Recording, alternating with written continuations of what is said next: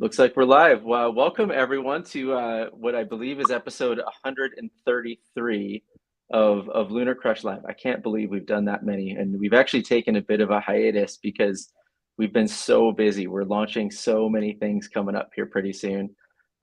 Very busy time building, which is important for everyone in the space right now. It's exciting. So just a couple things to get out of the way before we bring on our guest today. So we've got a few of our team members at NFT NYC today, the next several days actually. They're having a secret meetup. So if you haven't heard yet, we're launching an NFT collection that is literally going to put Bitcoin on the actual moon. We have a rover that's boarding a SpaceX rocket, and that rover is going to be carrying the keys to a treasure chest. And as part of that, this launch, if you follow Nakamoto_1, you'll learn more about it. But DM us there at that handle if you're in the area in New York. We'd love to meet with you and hang out. Another quick announcement is that we just updated our portfolio tool on the site. So if you haven't checked out our portfolio tool, you should. You log in, you create an account, you can connect as many wallets as you want, and the portfolio tool comes to life. It tracks your balances across multiple blockchains. In real time, it gives you personalized social activity, all sorts of different visualizations. It's pretty cool. So we just did an update on that. So if you log in LunarCrush and connect your wallets, you'll see that. One last fun thing that you'll probably want to hear is we're going to give away a LunarCrush Pro account today to one lucky individual. All you have to do is retweet this live stream, and that's it. We'll pick a winner after this, and that should be it. And I forgot to even ask you, Kavi, how are you today? I'm good, man. Actually, having to talk to you today. How are you doing? I'm kind of flustered, kind of busy today. It's kind of crazy. The team's doing a lot of different things, and we're building like crazy, and a lot of changes to how we collect social and all that sort of stuff. So pretty fun times. And also it's pretty interesting having our team literally all over the world. I'm in California right now.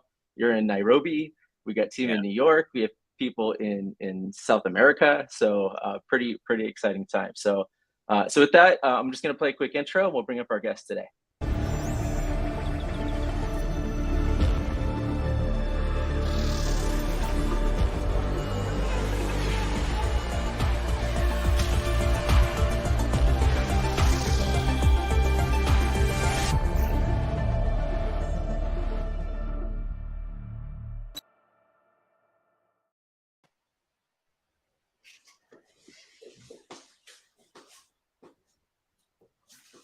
You're muted, John.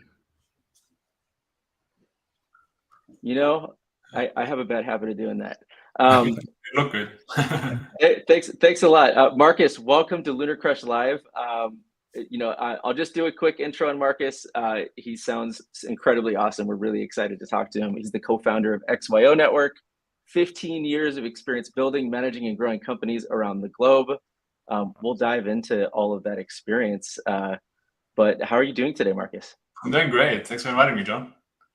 Yeah, absolutely. One of the things we're doing a little research on you before our discussion here today, and we were reading, you mined your first Bitcoin in 2013. And my first question to you is, how long ago does that feel? Wow, when you just said I'm working in the industry or overall for 15 years, I feel like, wow, I'm getting old. And then 2013, right, 10 years ago, and I think it was about in April probably when we started that. So it is actually 10 years in the industry. So it's a long time, but how far have we come? It's crazy if you think about that.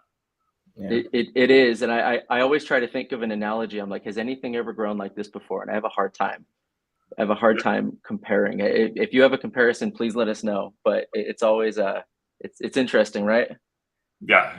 The adoption. If you look at it, 20% of Americans use crypto. In 2018 when we started XYO, it was 2%, and it's like a rocket ship. And of course, there's these ups and downs, right? As we see right now, we have a little downtrend. It's maybe stabilized. But overall, it's just amazing what has happened in the last 10, 15 years. Well, we'd love to talk about the market a little bit, but tell us more about yourself to start. We'd love to know who is Markus. What exactly got you into crypto? What was your journey before it, and what led you to where you are today? Yeah, I'm a deepfake AI, and no. Okay, yep, good start. No, I'm originally from Germany, and it's always always believed that the world is a place for all people, and that the borders are in a way meaningless, except to hold people off your yard, which doesn't make sense, right? And so I try to find ways to do business, even as a teenager, and do like global things. And I studied in Germany in a number of countries, and then lived in China and in the Middle East and Australia, and moved to a lot of places to like discover the world, and worked and studied, and I got exposed to tech 15 years ago, and then went into online advertising and a lot of things, and I realized that all of these industries in tech are connected with data, and so we built an online advertising and data company. So eventually I came to the US, and we built a online advertising and data company called Sturkly, which we sold, and then a media publishing company, and so on, and from there we get like super excited about data. So we try to build a company which does distributed data as well as Bitcoin mining in 2013, and which was called NovaCore. And NovaCore, did Bitcoin mining, but the price of Bitcoin was quite low then, obviously, and it wasn't as profitable as we wanted it to be compared with the other ventures we did. And so we took that Bitcoin mining network and did distributed computing problems for pharma companies and hedge funds. We did a big study, for example, with the University of Washington, where we did some cancer research, where you do protein matching and whatever kind of thing. And we 100x the computing power of the supercomputer, and that's the original promises of distributed and decentralized computing. That's what we did in 2013, and then we shut the company down in 2015, and because it didn't grow as much as we wanted it to be. And then I did other tech things here and there, and then 2018 we founded XYO. Just a general. Sorry, Kavi, I keep cutting you off. Go for it. No problem. How does 2013 crypto compare to now, today? Yeah, most people. So there's one similarity still. There's some people who believe like you're cutting edge and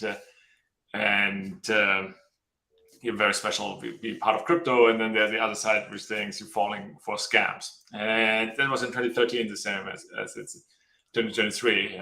But today more people have heard of crypto. Then it was much more education. You need to tell people what Bitcoin was and how it's useful, how it's going to change the world. And today that's not as necessary anymore. Yeah, I remember those days. I got in 2013 also, and everyone thought you were doing something illegal, and it was for black hat hackers. It was for people that were anarchists, and like the pushback was really interesting back then. But what's fascinating is that since that entire time, Bitcoin has just kept on running, same model, same everything. It just keeps chugging along as the world gets crazy. And on that note of the world getting crazy, I mean, I guess, how do you view the crypto market right here? I mean, we've gone through what seems to be kind of a phase of bank failures and things like that, but I'd probably say it's not over. But I guess, how do you view the crypto market right here?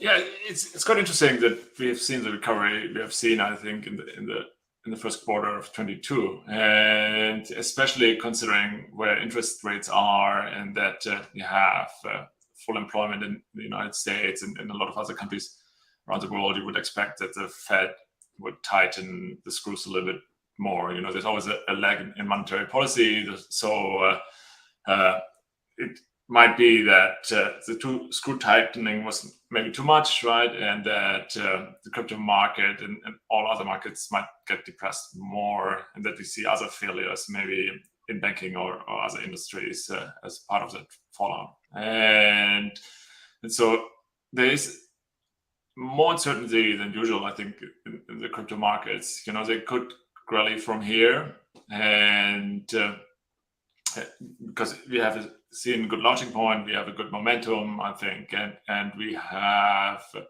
the economy is set up in a quite resilient way, I think, global economy. And but then we have high interest rates, and we have other micro factors, which can counter the rise in crypto. So it's very difficult to predict, I think, what's going to happen. And also, how do the markets react if we have, let's say, we have a light recession? Right? What does that mean for the markets? Right? Do the markets stay where they are? Do they go down 10%, 50%, or do the markets, they predict, right, that the recession is light, and so they're forward-looking, right, how markets are, and they will actually just brush it off and just keep rallying slowly, right? And it's really, really, really difficult to forecast right now, I think, for anyone.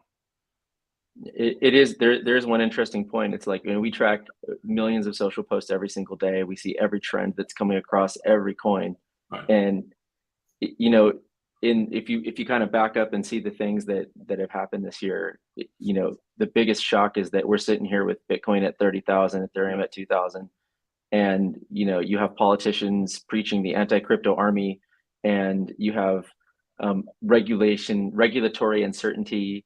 You have all sorts of issues, but it sort of shows the resilience and the interest in this space. It's shocking, to be quite honest. It's pretty amazing. I completely agree. Yeah. So let's shift. Let's go forward. I want to talk about XYO. So tell us, what is XYO? What can users do with it? And fill us in on everything XYO. Yeah, XYO gives you certainty around your data. It's self-sovereign data. We can tell you where your data comes from, and it makes it auditable and connectable. And how we do that? We started as a location IoT company, and we realized location gets easily spoofed or hacked. Right? You can download the GPS spoofing app and pretend that you are in Nairobi right now, but you're actually in San Francisco, let's say. And that's a problem for any second app on your phone, for self-driving cars and smart cities and so on. And so we developed a technology which gives you more certainty around location. We do this with IoT devices or mobile phones, which are IoT devices in a way, and they validate and verify each other's proximity through something called about witness, which is like a cryptographic handshake. And that was 2018. And then we realized that we're good to provide certainty around that data, right? How about other IoT data, like temperature sensors, let's say, or other offline data, like point of interest data, and generally generated data. And so we kept developing the technology and are now able to provide certainty around really any data. And that data certainty, right, allows you to, let's say, execute a smart contract through, like, let's say you take Web 2 data, right, and connect it to a smart contract Web 3, and then it has some automation. Let's say it pays someone 1 ETH, and if a certain condition is met, like, let's say your e-commerce package made it to your doorstep, and so today the next iteration of that, like XYO 2.1, we just announced in the crazy roadmap for 2023, which showcases that technology. Allows you to really take data from like Web 2 type data and put it into Web 3 type of environments and interconnect it, and to commingle these technologies between Web 2 and Web 3. So make it super easy for companies to adopt it and to know where the data is, who who made that and generated that data and basically create auditable data. And is the data coming from the XYO organization, or is this developers integrating data into your platform? Yeah, it's developers integrating data, and then we have nodes. So we are one of the largest blockchain networks out there. We have more than 5 million downloads of our nodes. And then in the beginning, we were very excited about IoT devices, which are very exciting, but it's difficult to get IoT companies to join you, right? When you're a small crypto company, they think in 2018, they thought you're Pablo Escobar. What do you want my IoT devices? Right. Yep. And so we developed an app called Coin. And Coin is an augmented reality app which lets you earn rewards as you explore the world. And at the beginning, it was all passive. So it did these bound witnesses in the background, and you had a map, and you earned this coin in there, which you can exchange for XYO. And it was basically an easy way to get nodes and to get people exposed to XYO and crypto. And then we realized, wow, people are super excited about Coin. And so we added more and more features into the app. Right now you do this offline data collection or location-based surveys and a lot of ways to collect data, and then the data gets validated and verified through the XYO network, and then it gets connected to a smart contract, and it gets sold to companies. And the users get rewarded with the XYO because all the components in the XYO network earn XYO as they provide data which is useful. And today our users use the app more than 3 hours a day in the foreground. That's more usage than all social media apps getting combined usage. In the Android store, it has 4.7 star rating. In iOS, I think 4.5. Maybe our iOS developer isn't as good as our Android developer. and people are just super excited about it because we managed to bring people who are non-crypto people natively into the crypto ecosystem. Before 2018, when we started, we wanted to make XYO attractive for crypto nerds like you and me, and the addressable market was very small, and so we realized that we need to bring more people in. And today, about 80% of the people who come into the Coin app are non-crypto people, and we have millions of them. And so we bring millions of people into the ecosystem, but 95% of the people redeem their coin inside the app for XYO. You can also redeem for like BTC and ETH and products like airports and other things. In the US and UK, you can participate in sweepstakes, and it's part of the decentralized infrastructure type movement. And so it's a way for us to get the data as well as bring people into the ecosystem and have a huge addressable market and so on. When you look at node distribution, like which regions of the world are you seeing the most adoption? Say that again? I'm saying when you look at node distribution, like globally, where are you seeing the most adoption? You said node distribution? Yeah, like node distribution. Sorry, node distribution. So we're strongest in North America because that's where we started out. Our entities are based in the US, but we have a large community in the Philippines. We have a super large community in Nigeria. Western Europe is large for us. Australia, the UK, and we have these like viral effects sometimes, and then we use online advertising to educate people about Coin and XYO, and they download the app and get into our ecosystem. And then how we do it on the end is like we make fairly good amount of money. So we sell some of the data to companies, right? They pay us in USD, for example, on monthly invoices. Crypto company wants to talk about it, but that's happening. And then we take the USD or a portion of that USD, buy XYO into the market, right, and give it to the community. And then, of course, there are the crypto projects which work with us, which pay us in crypto. And so it really depends where there's a data need. There we do more advertising. Let's say we have a project in the Philippines, right? We get more Filipino users, and or also where we have certain viral effects and people are interested in the app. Actually, thank you for saying that. You know, a lot of our guests don't actually talk about how, you know, whatever X to earn, if you're just giving token away forever, is not sustainable. Right. So the fact that there's a cyclical revenue model that's part of this, that is Web 2 meets Web 3, I don't think that's talked about enough. You know, building sustainable ecosystems are very, very difficult and very important. And I think that's probably one of the biggest problems with this entire space. You've got, you know, 20,000+ coins that haven't solved that equation. You know, I think that's an interesting. What was that roadmap? What was that kind of journey like? Saying like we need a token. We're going to build this application. We're going to build this model. How did that all come together? Yeah, in the beginning we were as everybody else, right? We built our token, and we have 4 components in the XYO network. There's a sentinels, which are devices which collect the data, and there's the bridges, which are devices which relay the data. There's the archivist, which stores the data, and the diviner, which crunches the data to give you the best answer of a given data set to your question. And all these devices get rewarded with XYO, and it's so if you have a question, right, you need to get some XYO in the market, you buy it, and then you reward the components basically, and so you have an economy, and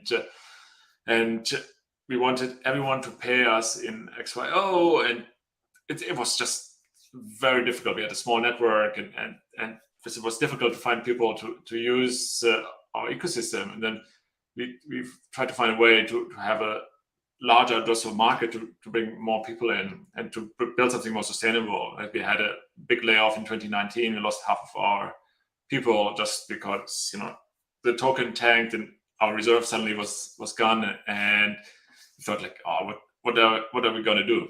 And so we built this revenue model. We said no, and some people in the crypto community think maybe we betrayed the crypto community because there's like blockchain maximalists, and they're great, right? Because they're very vocal. They do their part for our community, but it's difficult to build business models on some of them when you only are like super blockchain focused and say you can only touch blockchain and blockchain can't touch anything else, and you build these like insular ecosystems which don't touch the real world, and those models often become less useful. And so we said, okay, our technology needs to touch everything from like Web 2 to Web 3 and more people, crypto nerds and everything. And how do we do that? And this way we built a really, really great business. And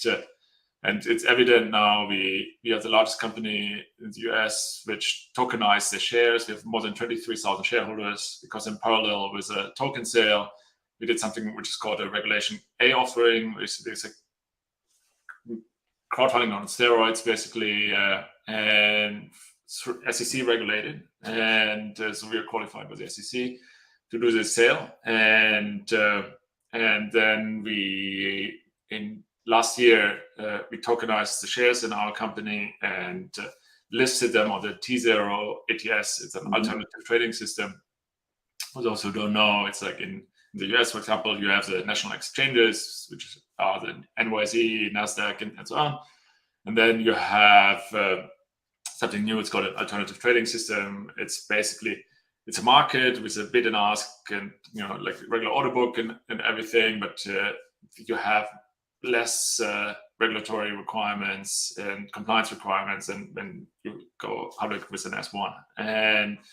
And so your ongoing compliance costs a year can be as low as $100,000. Depends on your company. For us, it's a little bit more, but it can be as low as $100,000 versus if you list on the Nasdaq, you have like $1 to $4 million in compliance costs at least, plus other requirements. And so we listed there to provide liquidity to our shareholders, and we were only able to do that because we have a sustainable business model. Right, and if you don't have those, right, then the shares might not have value, right, and nobody would trade them. Yeah. So on one end, you're collecting that geospatial data, and I assume probably multiple different kinds of data points, and you take that data, and part of that goes, you have partners, it sounds like, and then the other part of it is you have a whole community that's building more applications into XYO's platform. Tell us more about that. Like what kind of things are you seeing built into XYO? Yeah, so right now, actually, so it's more about data collection. People collect data when they interact with XYO Network. And then on the XYO 2.1 side, so it's a roadmap for this year, we have all these applications, which are showcase applications for our technology, which we are releasing, which is crypto cards and live hash. Crypto cards is like a game working on XYO. Then there's live hash, which is a NFT identity type solution built on top of XYO. For every inventory, it's basically data storage for yourself, where you can prove that it's your data, and you can share your data or parts of your data with whom you choose to share your data. And it's about data ownership, and all these different things are being built on it. But on the new 2.1, it's currently us building. We have a huge community which is building, but on the new version of XYO, we are building this year. And this is I mean, you're really focused on building that application layer and what the user experience is going to be. And you talked about onboarding. Yeah. And you know, I think ourselves, we've gone through 100 iterations of how to resonate with getting people like on-ramped into using an application. And it's like, I guess, how do you look at that? Because you've said a lot of things so far. Like, you know, you've got this application, Coin app, that people are signing up for, and it's an introduction into crypto probably for a lot of people. Right. And you know, like there's this whole concept of set up a wallet, store your passphrases, your private keys, all this stuff. Like it's still foreign to a lot of people. And I guess how do you look at, you know, you're so focused on onboarding new users. I guess how do you look at that layer? It's very good. I love what you guys are doing in LunarCrush. You know, it looks amazing and very approachable. It looks like cool, and you want to be part of it, and easy, and that's the same thing we do on our side, right? Every step we think through, how can we make it as easy as possible to my grandma to be part of it and to use this app. And like if someone says like, I'm a crypto nerd and I want free crypto, you know, we want them to be able to use the app. And if someone says, you know, I'm a Uber driver, let's say, and want to earn some money on the side, you know, I want them to be able to use the app. Or if someone is staying at home, right, and taking care of their kids, right, then I want those people to use the app. And all these different groups, right, how can we make it as easy as possible for them to use the Coin app and to become part of the community? And so we look and the same for XYO. And so we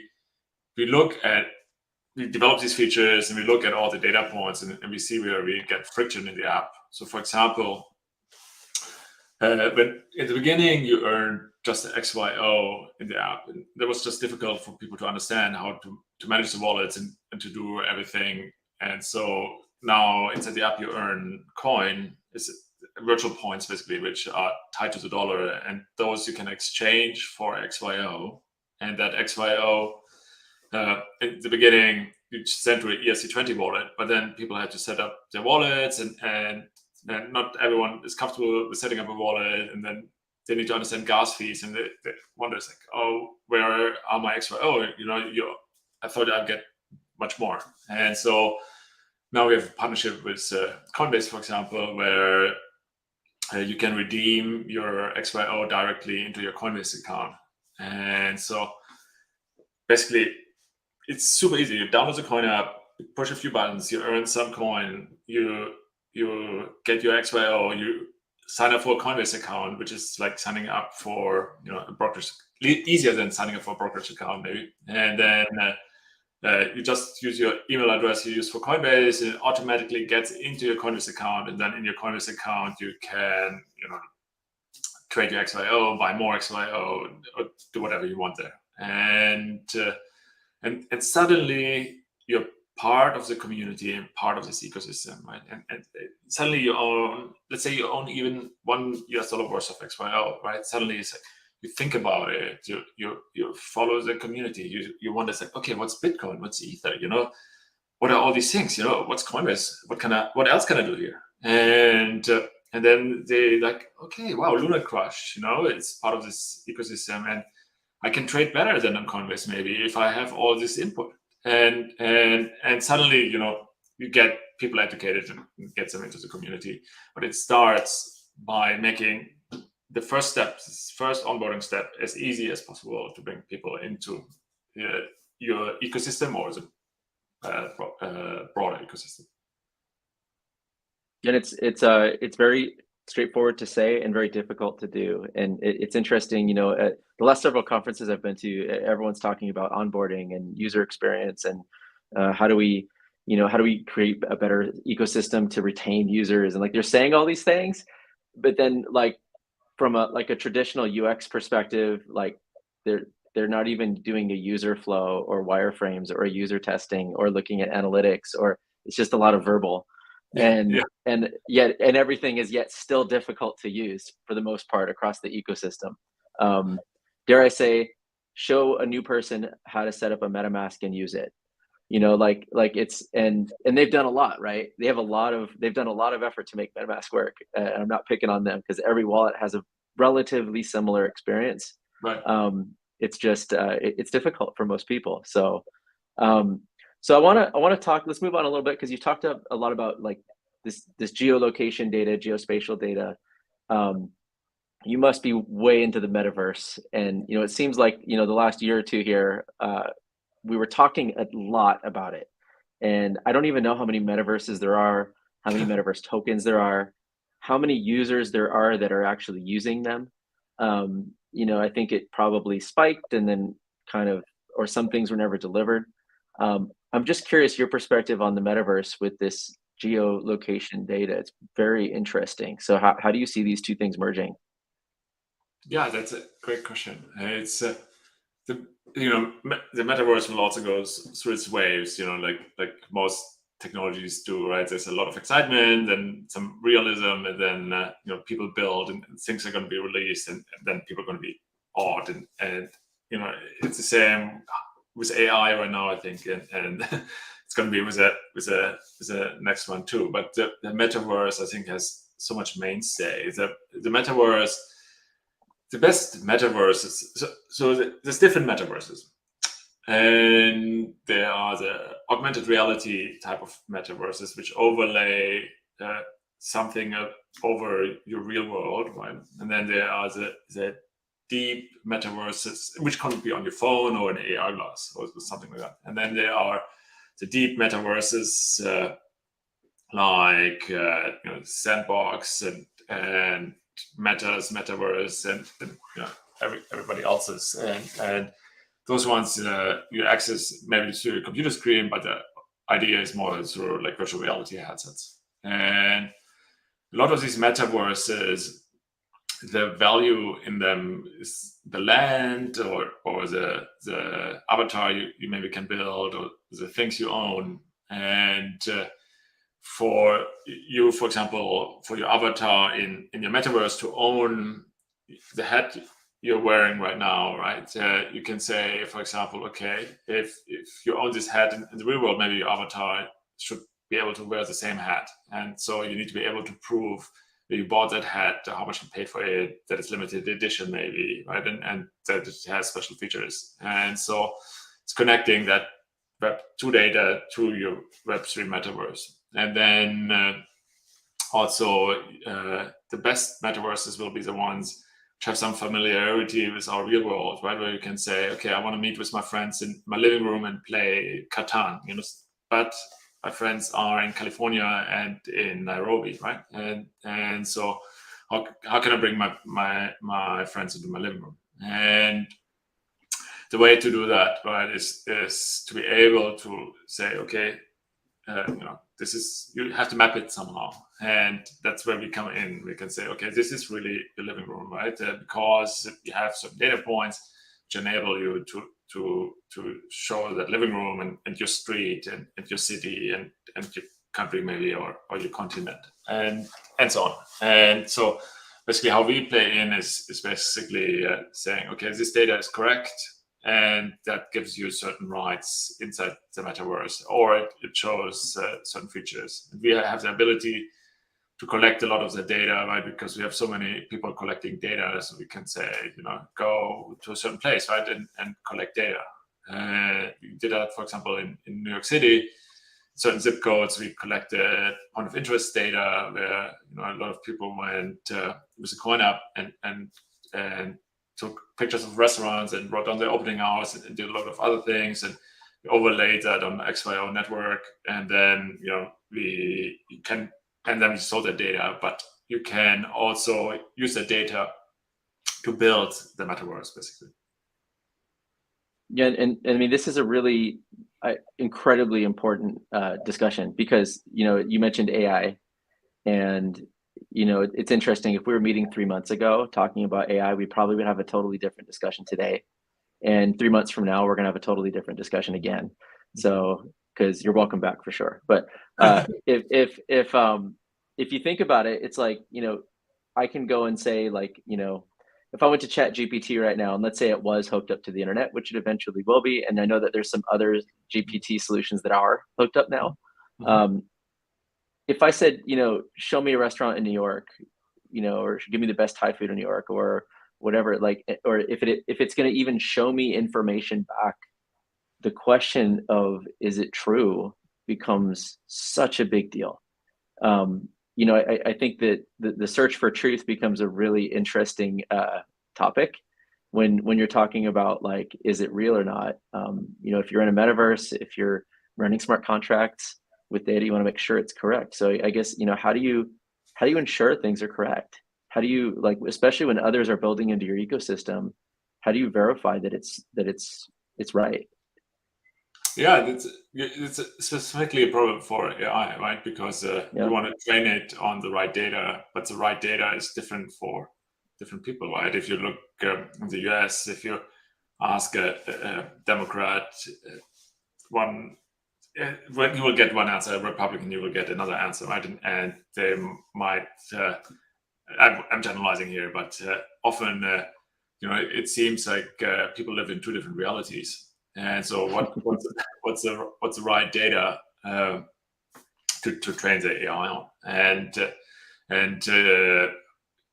how can you avoid that AI gets trained on wrong data and provides wrong details? And so the best answer for that is probably that you train AI on all the data, right? On all the data out there, but that you have to validate and verify that certain sensible data where you have a low amount of data set, let's say your head of one, right? That you only have this one baseball hat, that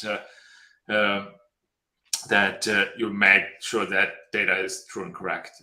And so if you have a small data set, it's very easy, right, to train the AI in the wrong way.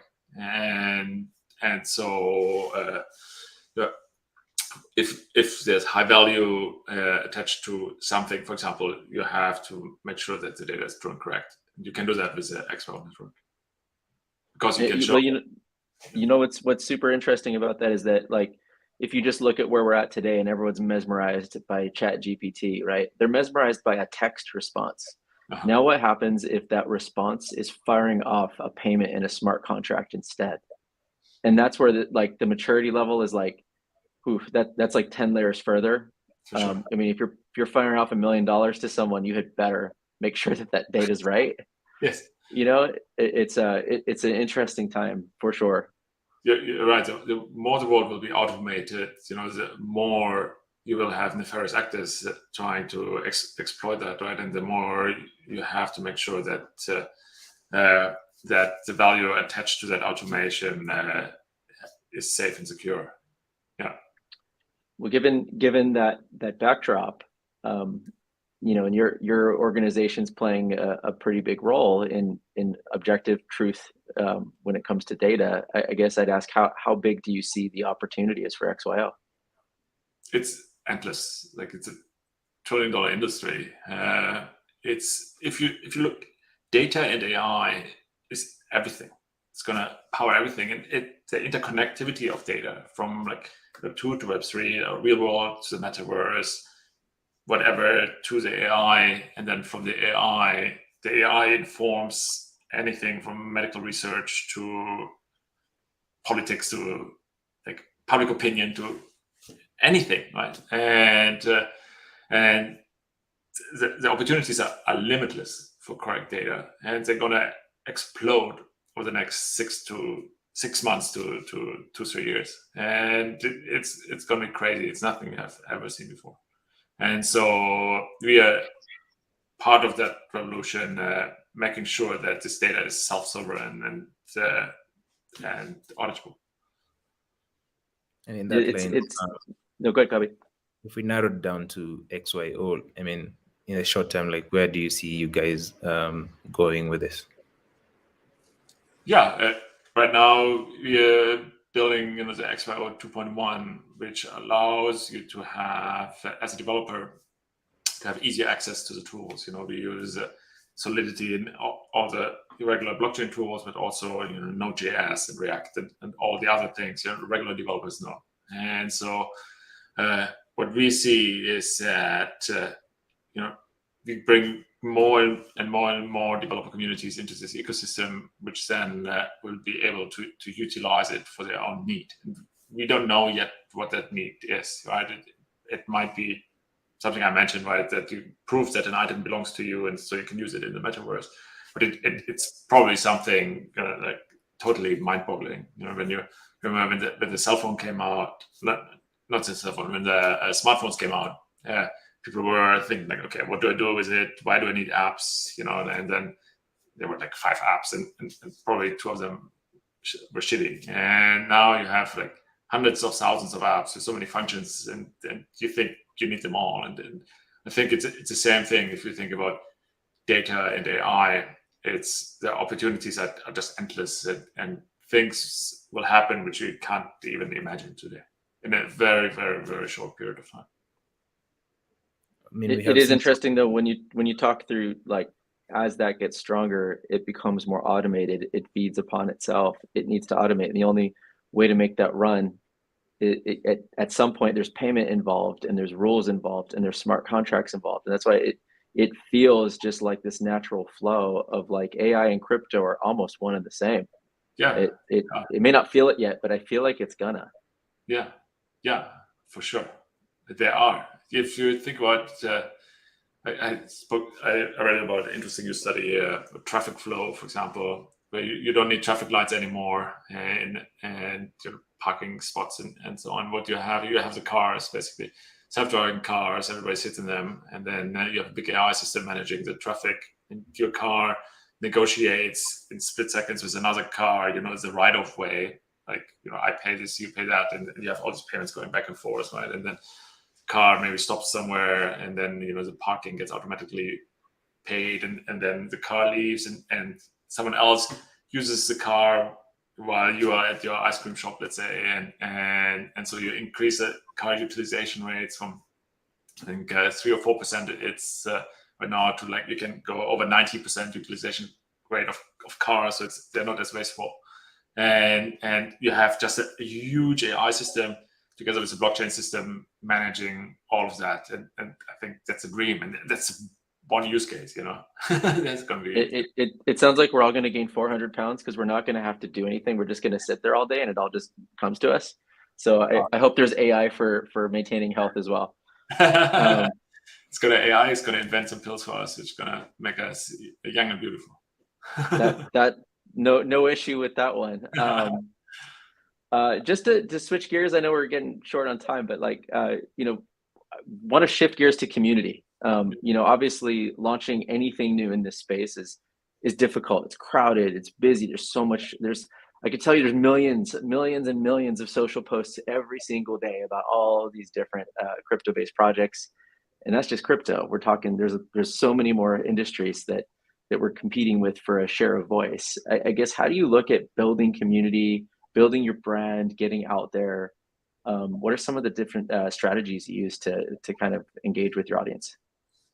Yeah, I think this here is community building, where we communicate and they understand us better, and we allow them or the community to see what we're all about, and that's, I think, it's an important part. But then I think to be accessible is important, so that like Telegrams and Discords, so all these things, and offline you go to a fair number of conferences like you do, and then also to understand your community. Is your community just, let's say, male 25 to 45, like the core crypto community, or do you have other people in that community, and how can you nurture that and make your community more diverse, and broaden your community and your appeal, I think. Yeah, it's interesting. You said male 25 to 45 or something, or 20 to 45. I think that's the general persona of a crypto conference attendee, and it's something that we look at too as well, because when you think about this from like an onboarding perspective and getting new faces into this space, it does require going outside of it, and I think that's something we talk about a lot internally. We're like, how do we connect with new audiences to not necessarily just bring them into crypto, but I mean, hey, you know what? If you own $1 of Bitcoin, you start to look at it and you start to question economics, and you start to look at the world differently, even if you own $1. So, we look at this as like, how do we resonate with new people? And I think that's a challenge, right, within this space right now. Yeah, you're right. I love that you're doing that. I think it's so important. In 2018, it was worse, I thought. It was Yes.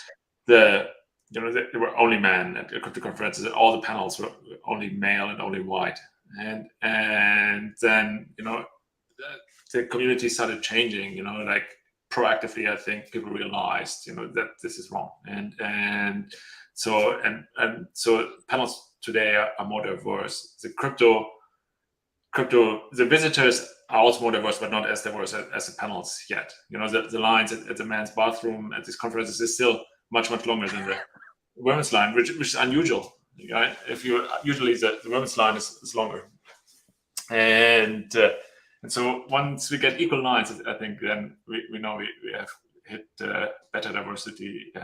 But I think it's definitely getting better, and I think part of the reason is that we have more adoption, but also one of the premises of blockchain is this decentralization, borderlessness. Right? It doesn't matter who you are. It doesn't matter if you're white or black or rich or poor or man, woman, or whatever gender you choose or whatever. Right? You can all be part of the community, and I think it's super, super, super attractive.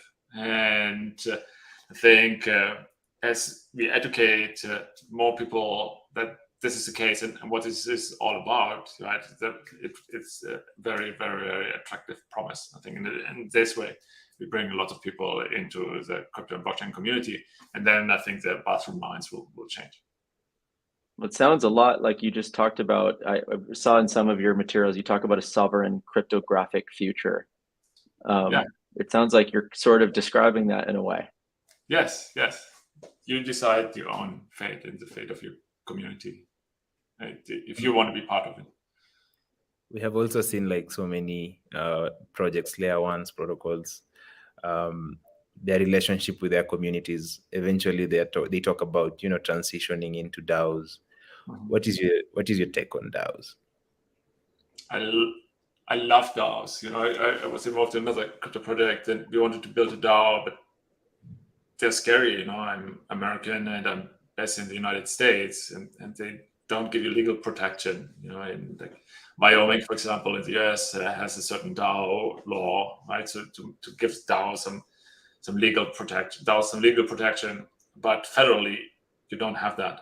And so if you build a DAO, right, and you vote in a DAO, let's say you only vote, then already you participate and under certain regulators, the SEC in France sued DAOs, right, to say, and the people who just voted on the DAOs to say, like, okay, you were a contributor of whatever, and we sue you, right? And once a lawsuit comes, then, you know, it's crazy expensive, right? Most projects can't afford a lawsuit with SEC, right? If you look at what Ripple and the SEC spend, Ripple spent more than $100 million, right, to get to the first instance of a summary judgment. They're not even there yet, right? And 6 years of brain power, right? Like LunarCrush can't afford that, you know, we can't afford that.